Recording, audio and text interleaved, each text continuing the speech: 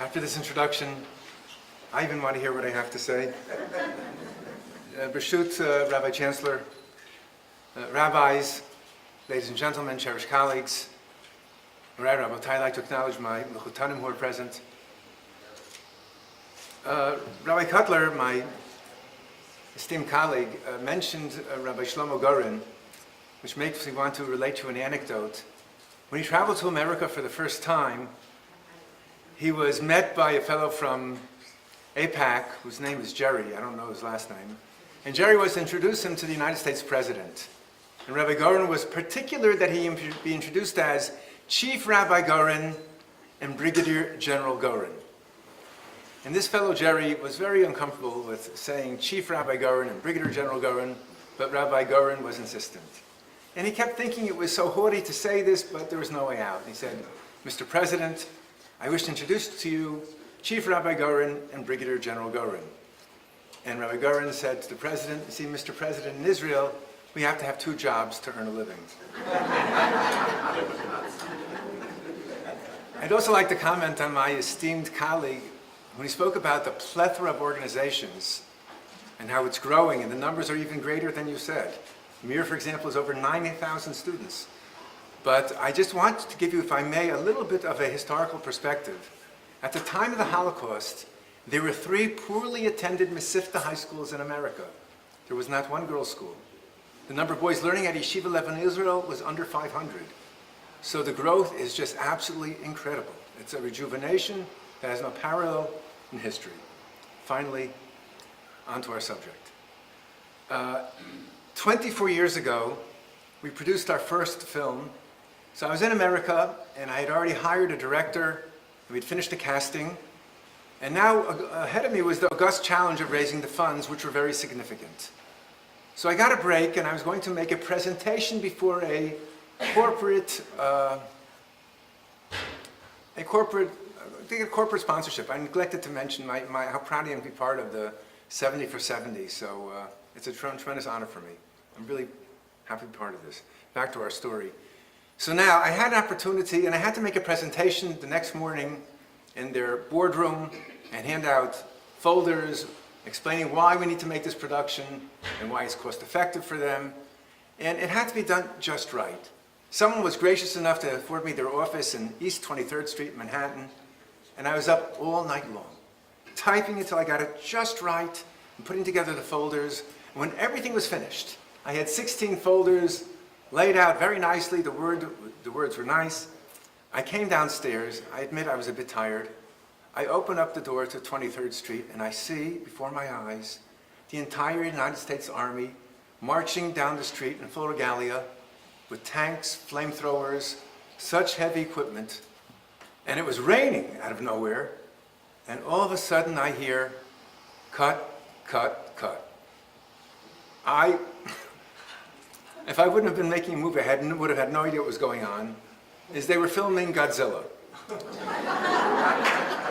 And they're at the chase scene, and they had production assistants at every single corner making sure there was no one interrupting. They never expected to see a guy come down in a black suit wearing a hat with 16 folders as they're chasing this monster in the middle of a rainstorm when it wasn't even raining. So I cost Sony $1 million. But our talk is about what I call the cast of thousands in building the land of Israel. We all encounter countervailing motifs in the cast of thousands building our land. There are some in Israel that are engaged in Torah all day long and engaged also in chesed, and others that are significantly less so. You can't deny that it hurts the ears, it even grates the ears, to hear political leaders speak about religion with derision.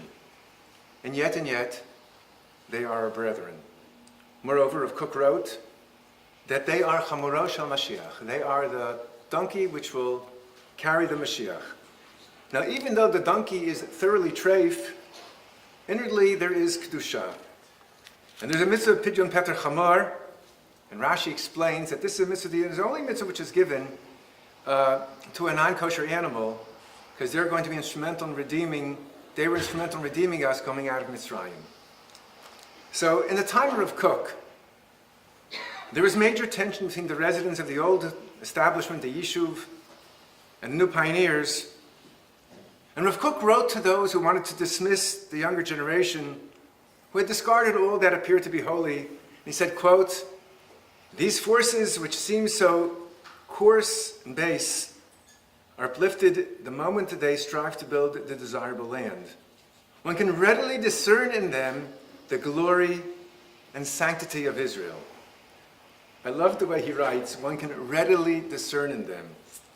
Great people suffer from the inability to see what us mortals see all the time. I love the way great rabbis always say, you can readily see. Chaim Shmulevitz used to say that a woman has the tremendous ability to criticize her husband. And I thought to myself, it would take someone like Chaim Shmulevitz to appreciate this. A number of Jerusalem's distinguished personalities once asked Rav Kook why he was able to love the sinners of Israel, even those who discarded the yoke of heaven. And Rav Kook responded, "I would rather err on the side of groundless love than on groundless hatred, God forbid." Now I'm going to go on to the writings of Rav Kook in a little bit, but I think the most instructive advice is what he gave to those delegation of rabbis who came to him to complain and bellyache. They said, "You, the chief rabbi, no less, are associated with secular pioneers who discarded all the laws of Torah." And they said, "Could it be that Eretz Yisrael will be built by and established by young men and women who publicly violate the mitzvos of Hashem, and they disregard everything which is holy?" Rav Kook responded with a story. He said, "The most holy place on earth is the temple. And even within the temple, the most sanctified part is the Kodesh HaKadashim, the Holy of Holies. And who constructed that? That was constructed by construction workers wearing jeans and overalls, and muddy boots, and flannel shirts. Those are the ones who built the most sanctified place, the Beit HaMikdash." I want to make this more personal. I've lived most of my life in Israel, and all the time that I've been in Israel, almost all the time I've been in Israel, which is, I'm 27, and we're talking at least, I need your wife now to do that, right? Arithmetic. We're pushing 40 years. Well, I'm talking 40 years, more than 40 years, even though I'm 27. And all this time, all these 40 years, I tried innumerable times to become part of the Israeli army, and I hemorrhaged days of my life trying to enlist in the army. They always rejected me, telling me, "I'm just too many children, I don't qualify." And I figured, I'm not good enough for the army, I have no interest in becoming an Israeli. And then, maybe 5 years ago, they came out with a law that you can only be a tourist for, I think, 2 years. And I had really superseded this by about 30 years. So I tried to become an Israeli citizen.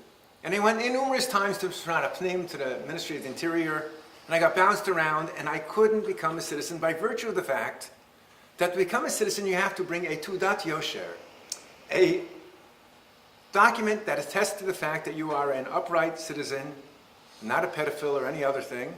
And I couldn't get such a document by virtue of the fact my hometown in America doesn't know me because for 30 years I'm living in Israel. So I fell between the cracks. So in one of my attempts, I'm in Mizrachi, the Ministry of the Interior. I get bounced around from office to office, and I finally end up in this office of this elderly woman who's clearly very, very clever. And she says to me, "Shave, sit down." Before I hit ground zero, she says to me, as I'm descending, she says to me, "Kol HaCharedim," all the religious people, "Kol HaCharedim Ramayim." All those really religious are deceivers. The Kol HaCharedim Shakranim. And all the really religious, I don't like that expression, ultra-Orthodox. It's a very demeaning term. And all the really religious are liars. And then I still hadn't hit the ground to see it yet. And she said, "V'kol HaCharedim Borim." And all the really religious are ignoramuses. I said, "One second. Why exactly are we ignoramuses?" And she told me, "Atem lo yodim. Lo historia, lo geografia, lo tzionut." You don't know history, geography, or Zionism. I said, "Test me." So she tested me. And she couldn't catch me in history. And we moved on to geography. Geography, she couldn't catch me. We moved on to Zionism. She couldn't catch me there either. And she said, Betach ata bal tshuva. You must be a...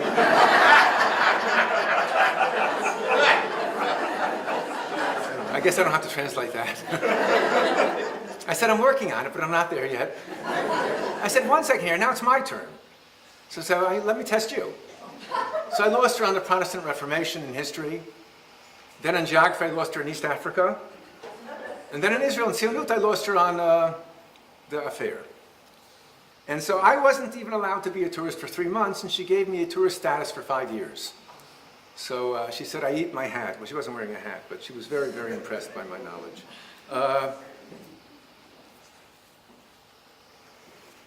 And one other story I want to relate in this regard, and that is, I think it's Mizrachi. I was contacted by, I think it was Mizrachi in America, in New York. I was traveling to Israel, which I do very often because I travel in both directions. And apparently, there are sofrim, there are scribes in Israel, retired individuals that have time on their hands. There are many sifrei Torah that are pasul. And it is just too costly to repair them. But there are retired people in Israel, sofrim, that are Mizrachi orientation, that are happy to spend their time repairing a Sefer Torah. And I was asked if I would carry a Sefer Torah. I said, my pleasure. So I'm carrying a Sefer Torah, very proud of myself, getting onto the plane. I was flying El Al. I'm about to board the plane, and the purser comes over and he says to me, Ta'amud batzad, stand on the side. So you don't start up with the purser. And I'm waiting there, and the plane is getting more and more full, and more full. And I'm concerned, where am I ever going to put the Sefer Torah if all the things are filled up? And I keep saying, can I come on now? He says, no, wait. Finally, the plane is all full. He says, 1 more minute. Then the captain and the first officer come out and they said, we wanted to escort the Sefer Torah onto the plane. So they walked me to my seat, and I'm about to put the Sefer Torah on top. And they said, no. Sefer Torah doesn't travel economy. Sefer Torah goes business. So they take the Sefer Torah, and I get to walk it, and they, bind it onto a seat in the business class. And when we landed the same thing, I had to go off last, and they wanted to escort me off. So this is part of the cast of thousands. Even if they're not so familiar, they have a soft spot. Rabbi Wein tells the story that after Israel was declared as a state, there was a convocation in Chicago's in the old Chicago Stadium on West Madison Street. Is that resonating? Yes. Okay, good. And I wish I could mimic the Chicago accent. But he describes that at the beginning of the program, Geulah was the speaker. They raised the flag, and as it was going half up the rafters, everybody was already doubled over in tears. And Rabbi Wein said very typically, as far as I'm concerned, they should have ended the program then. It was all downhill after that. And who was there at this convocation? It was the Telzers and the Kinzers and the yeshiva people and super secular Chicago. Everybody was there. And everyone was couldn't contain their tears seeing the flag of Israel being raised up. Now I could connect very well with this because that's the generation of my father. And it's not just because everyone knows Chicago is my favorite city, but I connect very well. My father was of that generation. And my father worked for the United States Army military intelligence in Europe after the war. And he managed to use his position to borrow a few small, tiny items from Uncle Sam, like Jeeps, platoon-sized tents, trucks, and send them on to a young nation struggling for its independence. And maybe his liberties were more effective by virtue of the fact that the woman he was courting at the time, that would be my mother, was a lieutenant in the Army, as were all whack nurses. I was just showing off. And my father then abruptly left the United States military intelligence to work for the Joint. He traveled to Morocco to smuggle people out of Morocco to bring them to Palestine. And he himself and that guys would travel to Israel under the guise of a military soldier, and he was packing very heavy. And when he left the country, he was light, he was cold. He left his wares in Israel. My father had no passion for alcohol, but he had a special bottle of whiskey that he would use any time there was good news for Israel. Tzahal thwarted an attack, or they discovered oil, he called me up and said, come over, let's drink l'chaim. It was such a celebration for him. For this, he would drink whiskey. Rav Kook writes in a letter which is well known called Tuf Kuf Nun Hey, and those that are very familiar with Rav Kook's writing know this letter as Tuf Kuf Nun Hey. And it's a letter which is written to the Ritvaz. Is that name familiar to you? This is again Chicago lore. The Ritvaz, good. The Ritvaz, thank you. The Ritvaz was a rabbi, came to Chicago in 1903. Not all that much later, there was a bit of a scandal in New York, and he was asked to come and sit as Rav in New York. And he figured he wanted to go to Israel, and geographically New York's on the way, so he agreed to come to New York. Just as he arrived in New York was the Kishinev pogrom, the big daddy of the pogroms. And there are people in New York from Moldavia, and they decide they're going to raise money for their brethren in Kishinev. And the method they decided, this is a comment in and of itself, was to throw a ball. And it was going to be Meidlich and Freidlich and dancing. And the custom was in those days that if you had a quote-unquote Jewish event, you invited the Rav. But how in the world? How can you invite the Rav to an event where it's men and women dancing and singing? So they had to hit upon the following scheme. They slipped him an invitation Friday afternoon just before Shabbat. This way, technically, they invited him, but no way he could change his plans and be able to show up on Motzei Shabbat. However, Motzei Shabbat, at the ball, everyone's dancing in Freidlich and Melech, and very merry. At just before 12 o'clock, the Ritvaz walks in. Shh, quiet. He goes over to the bandstand and he says, quiet. The Ritvaz goes up and he says, there was a farmer who lived out in the sticks, and he hired a Malamed to teach his son. And he loved the way of this Malamed because he had such unusual ways. And then the thing he could never understand was, how is it that this Malamed, each and every night, just before midnight, would sit down on the floor, remove his shoes, tilt his hat over his eyes, and say, humba jumba, humba, humba, humba, humba, humba, and start crying. And he mustered the courage to tell me, what is it that you say every single night? He said, the temple is destroyed. And we want the temple to be rebuilt. And therefore we say, Tikkun Chatzot. The farmer got all excited. He said, can I do this also? He said, sure. He said, what do I do? He said, you just have to wake up before midnight. He said, wow, a new mitzvah. So he woke him up, he gets up, wow, a new mitzvah. Let's drink a l'chaim. Oh no, you don't drink a l'chaim, you're saying Tikkun Chatzos, but come on. How often do we ever get a new mitzvah out here? Let's drink a l'chaim. Okay, l'chaim. Okay, now, focus. The temple is destroyed. We want it to rebuild, we have to be worthy and deserving. I can't believe it, a new mitzvah. Let's drink a l'chaim. No. Okay, l'chaim. Okay, now, focus. We don't have a temple, we want it to be rebuilt. Do you know how often we get a mitzvah around here? Let's drink another l'chaim. No. Okay, l'chaim. At 3:30 in the morning, the farmer's wife woke up. She found the Malamed and the farmer dancing in the kitchen. Temple is destroyed, l'chaim, l'chaim, l'chaim, the temple is destroyed. Said the Ritvaz, Kishinev is destroyed, l'chaim. So this Ritvaz wrote a letter to Rav Kook, Tuf Kuf Nun Hey, complaining about his heter mechira, and complaining about his loose attitude toward those Jews in Israel that were not observant. And Rav Kook's response is very lengthy, and he writes, and of course I'm just telescopically condensing, he writes that Talmud Chacham should be able to discern the inner good within these sinners, and one is encouraged to ignite the good buried within them. And he said, as we alluded earlier, they are Chamuro Shel Mashiach. They are the donkey that's going to carry the Mashiach. And he writes that if you, the Ritvaz, and other Gedolim would join hands with me, and these are the key words I want to emphasize. I'd like to end. I'm not going to, but I'd like to end. But these are the key words I want to emphasize. If you would join me in reaching out to them, the name of heaven would be increased. Many of them would return in Shuvah. So the Rav Kook's words were, not only can we rebuild the state, but they would return in Shuvah. In other words, there is a cast of thousands, but we always have to remember that HaKadosh Baruch Hu, He is the director, and He is the producer, and we should all be zealous to have our names listed among the cast of credits. Thank you very much.